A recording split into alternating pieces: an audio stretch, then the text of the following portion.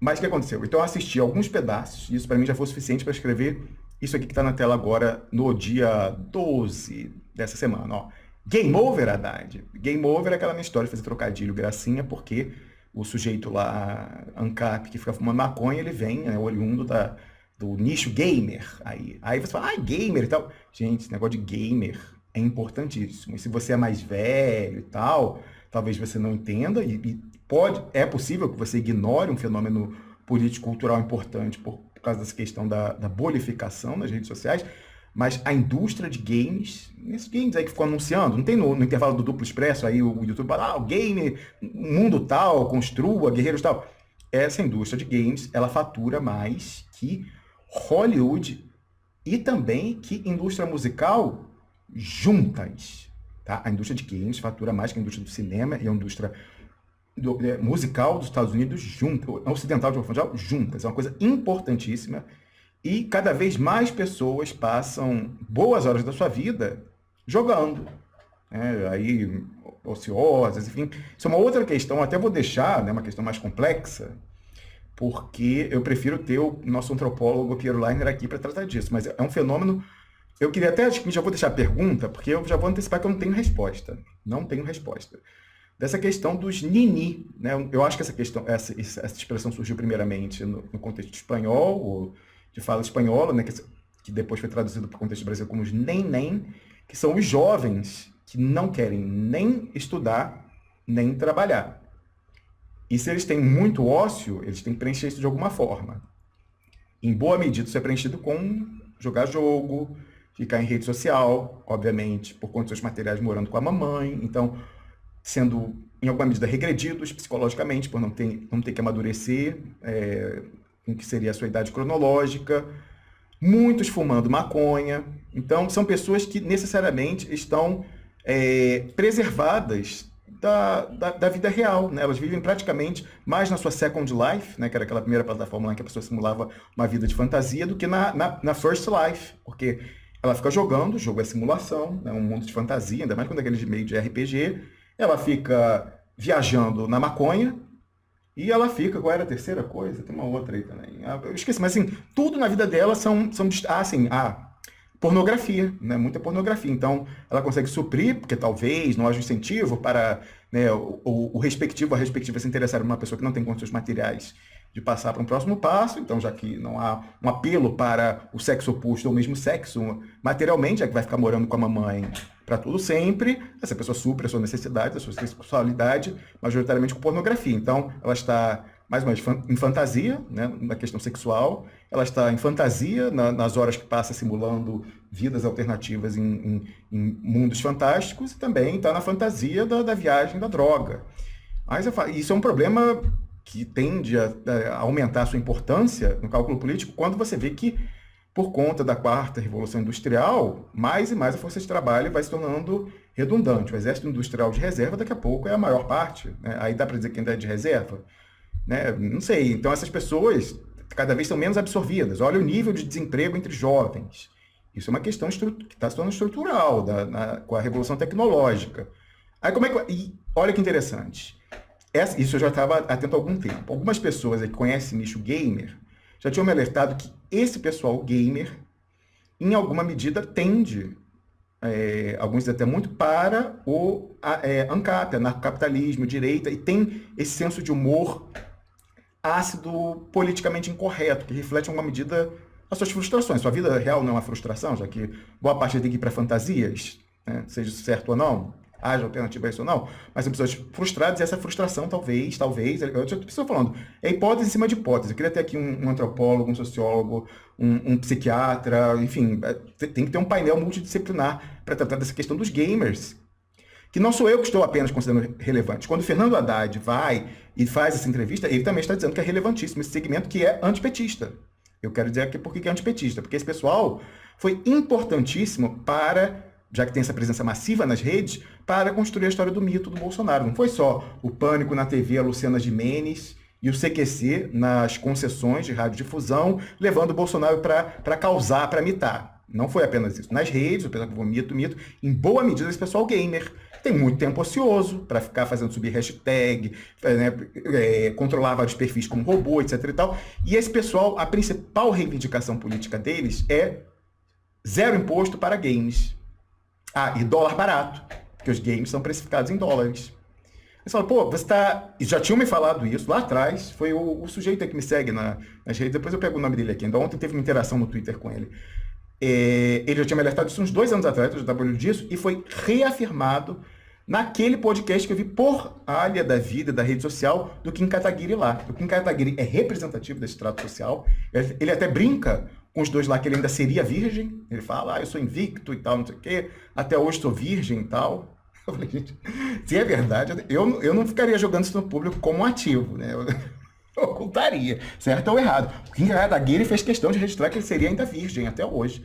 Aí reforçou, então, tem um deputado federal se dirigindo ao público gamer e que confirma aquilo que alguém que conhece esse público já tinha me falado 2 anos atrás, que esse pessoal só se importa com dólar barato e imposto zero para games, para poder ficar mais e mais e mais na sua Second Life, menos e menos e menos na sua First Life, bastante frustrante.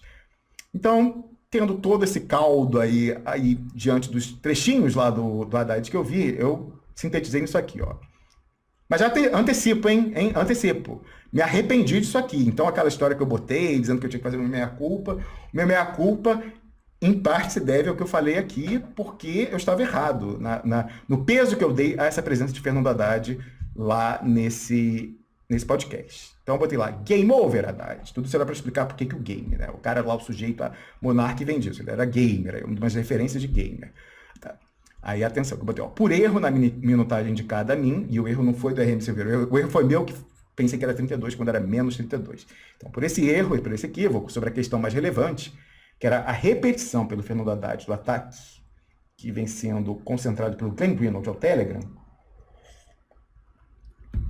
eu acabei, sem querer, vendo Haddad se vendendo ao público gamer, fã de mangá e de anime. Quem não sabe, mangá é um estilo de HQ típico do Japão, e anime é a animação desses HQs, né, a história em quadrinho. Nada contra, mas nada contra mesmo, gente. Hoje em dia não tem mais tempo, porque eu Duplo Expresso toma muito tempo, mas eu gosto de anime, gosto de mangá, cresci com isso, Cavaleiros do Zodíaco e tal. Mas o que achei interessante, eu fiquei vendo. O Kim Kataguiri, deputado federal, quando ele está lá na última sexta-feira, então não é essa de hoje, é a anterior, vai lá e vê. Ele fica também umas 2 horas com esses dois, um deputado federal. Ele fala de política, reforçando aquelas coisas lá, mas ele fica 2 horas falando de animes, quais que são os animes, né, os desenhos japoneses da onda e tal, não sei o quê, e jogos também. É esse nicho, é importante, é um deputado federal que tem isso como base. E eu estou falando, é uma pessoa que foi fundamental para construir o mito Bolsonaro nas redes. E esse pessoal é tão importante que o Fernando Haddad achou relevante, ou talvez indispensável, ir lá tentar captar uma fração que fosse, entrar para dividir nesse público. Tá? Então não despreze se você não faz parte desse fenômeno. Eu não faço parte desse fenômeno, mas enfim, é relevante politicamente e socialmente. Mas aí continuando, então. Então foi lá, se vendendo para o público gamer, fã de mangá e de anime, nada contra, mas eu acho que teria outras prioridades. Mas aí continuando, ó. No tal podcast ANCAP, anarcocapitalista, o Flow, ele foi se vender como alguém de boa criação, que sabe diferenciar o certo do errado, como, por exemplo, não roubar. Ainda bem, né? E por que ele teria essa credencial? Porque ele, diferentemente, né, ficar subindo de outros aí, do PT, que teriam ido para o mau caminho, ele é neto de um padre do rito ortodoxo, lá, cristão oriental. Depois disso, né, ele levou lições de economia do ANCAP ali, que mal consegue articular as palavras, né? Basta você ouvir um pouco ali.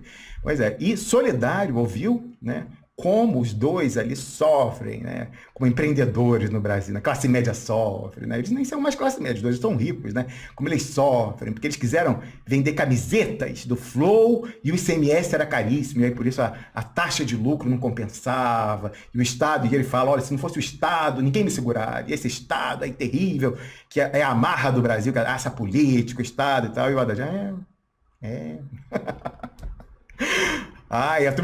atenção, como eu não assisti tudo assim, né, sou equidistante dos candidatos, eu queria perguntar Se você que assistiu, se você é simpático, alguns falaram isso, se você acha que o saldo da ida dele lá foi positivo ou negativo ou indiferente, também pode ser. E olha só, os hackers ativistas que entendem, né, desse nicho, aí a galera dá um retorno aqui em tempo real no Telegram, porque eles não são bobos. Fala o seguinte, ó, o Discord é uma plataforma de chat com ênfase em salas de áudio, muito usada pelos gamers. Aí aqui é o meu erro, e por isso eu peço desculpas, eu errei. Falei, ó, mas não vi, porque não sou obrigado. De 4 horas de cacetada. Errei.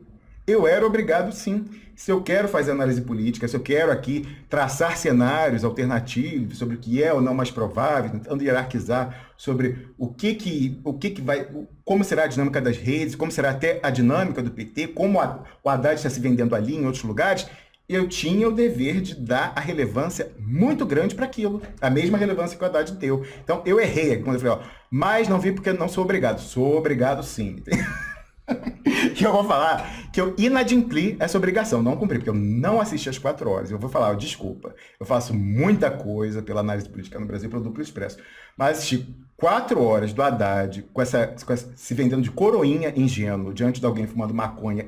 Nada contra, conversa com pessoas que fumam maconha, mas o cara ali, visivelmente sequelado, ou se não é sequelado ainda pela maconha, age como se estivesse. Eu faço muita coisa, mas já pedi demais, por favor, gente. Então, eu espero que os minutos que eu assisti incidentalmente por conta desse erro meu na leitura da minutagem sejam o suficiente para extrair as conclusões que eu trago aqui para essa história, tentando conciliar isso, já que a gente faz essa coisa, né, do todo coerente, a trama, né, linhas paralelas, mas que vão indicando. Então, cruzando com aquela história da plantação exótica dos advogados do presidente Lula, na Bela Megali, semanas atrás, o Haddad está com figurino de candidato, né, ali, que saiu reforçado, e Piero Lai falou, figurino de candidato, ele é o candidato ali, pode não ser, pode chegar lá, ano que vem o Lula 70, 80, 20, aí não tem como e tal, pode ser, mas em princípio, né, aliás, eu lembro sempre a máxima do mestre Yoda, de Guerra nas Estrelas, ele fala, está difícil no momento ver o que vai acontecer, porque o futuro está sempre mudando, né? Então a gente tem aquelas alternativas, ele pensando em multiverso, e a gente tenta hierarquizar, olhando os fatores, correlação de forças e tal. Sempre tem a história do Deus Ex Machina, coisas imprevisíveis, o imponderável, que por definição não pode ser ponderado. Caiu um meteoro e acabou com a civilização, acabou o problema. Pandemia, entrou aí uma variável que ninguém contava, né? Teve seu impacto e tal, não sei o quê. Por exemplo, liquidou Donald Trump, que estava reeleito, né? Então tem coisas que são imponderáveis, mas então, por definição, não precisamos perder tempo ponderando o que é imponderável. A gente está hierarquizando e tudo pode deixar de valer se entrar um Deus Ex Machina, mas em princípio a gente vai olhando o que é mais ou menos provável conquistar dado. Então, foi relevante sim, foi importante essa presença do Haddad lá. E aí eu falei, mas não vi porque eu não sou obrigado, mas eu era obrigado, sim. Eu falei, cara, aí talvez você concorde comigo ou não nisso. Cara, quando o Partido dos Trabalhadores, não é esse o nome, a razão social? O Partido dos Trabalhadores? Pois é, quando o Partido dos Trabalhadores resolve, com chance de sucesso tendendo a 0, se vender não ao povão, mas ao público gamer, cuja principal reivindicação política, e está consignado isso na participação do Kim Kataguiri sexta passada lá, é dólar barato, imposto de importação e ICMS baixo, para comprar mais e mais games, é porque a derrota, gente, já veio. E só esqueceram de anunciar. Fim. Aí algumas pessoas fizeram uma observação aqui embaixo na seção de comentários, que é verdade, o que eles falam. Você está com preconceito, achando que aqueles dois ali e o Kim Kataguiri são representativos do todo gamer. Porque não é só gente de classe média. É muita gente aí pobre da favela que pega ali o que recebe e vai na Lan House jogar, não sei o que tal. Eu não sei o que é representativo do que, mas é verdade isso também. E aí... então, assim, e alguém falou assim, não, tem que ir lá disputar. Tá certo, mas eu fiquei pensando assim, qual será o ganho líquido dessa participação? Quanto dá para converter quando esse pessoal, a bandeira deles é dólar barato, imposto 0 para game? Bom, depende do aqui que o Fernando Haddad se propõe, que o PT se propõe. Porque se o PT se propõe, e o Fernando Haddad, ou o Lula, o que quer que seja, a ter Marcos de Lisboa como o czar da economia, haveria uma convergência quase 100% com essa bandeira, né?